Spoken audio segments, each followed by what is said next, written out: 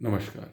आपने कई बार लोगों को यह कहते सुना होगा कि कॉलेजेस में चुनाव नहीं होने चाहिए, क्योंकि जब कॉलेजेस में चुनाव होते हैं तो उससे वहाँ अनुशासनहीनता बढ़ती है और साथ में छात्रों की पढ़ाई प्रभावित होती है। लेकिन जब वे यह तर्क देते हैं तो वह कुछ चीज़ों को इग्नोर करते हैं, ओवरसाइट कर होती है। वह क्या है?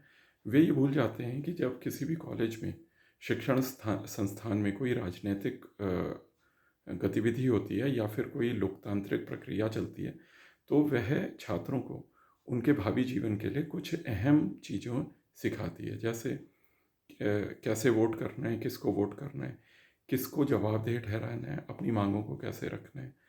और जो नेतृत्व करते हैं उनको ये बताते हैं कि आपने सफल नेतृत्व कैसे देना है, लोगों की मांगों को कैसे रखना है, किसको जवाबदेह ठहराना है।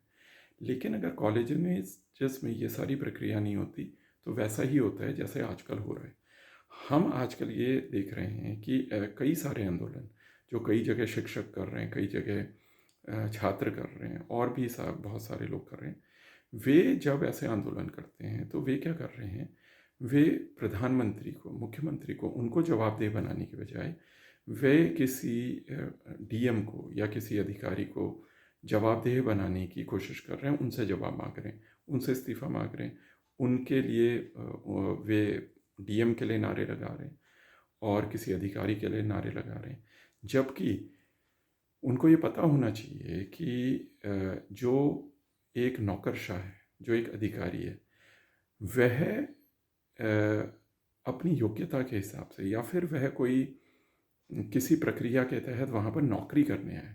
उसने कभी किसी लोगों से कोई वायदा नहीं किया है, उसने लोगों से वोट नहीं मांगा है।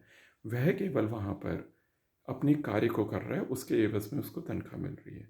वह अपनी जब सेवानिवृत्ति होगी, वह अपनी नौकरी उसकी वहाँ ख़त्म हो जाएगी और वह अपने घर चला जाएगा। वह पॉलिसी तो फॉलो सरकारों की कर रहा है, और जो सरकार हो, केंद्र में हो तो उसमें प्रधानमंत्री सारे मिनिस्टर्स में पहला है, राज्य हो तो उसमें चीफ मिनिस्टर सारे मंत्रियों में पहला है। तो जवाबदेही राजनीतिक लोगों की होती है, जवाबदेही नौकरशाहों की नहीं होती, अधिकारियों की नहीं होती, क्योंकि अधिकारी वहाँ पर केवल अपना कार्य कर रहा है। तो ये चीज़ किसी भी आंदोलनरत छात्र को, शिक्षक को ये पता होना चाहिए कि आपने किससे जवाब लेना है, किसको जवाबदेही आपने ठहरानी है।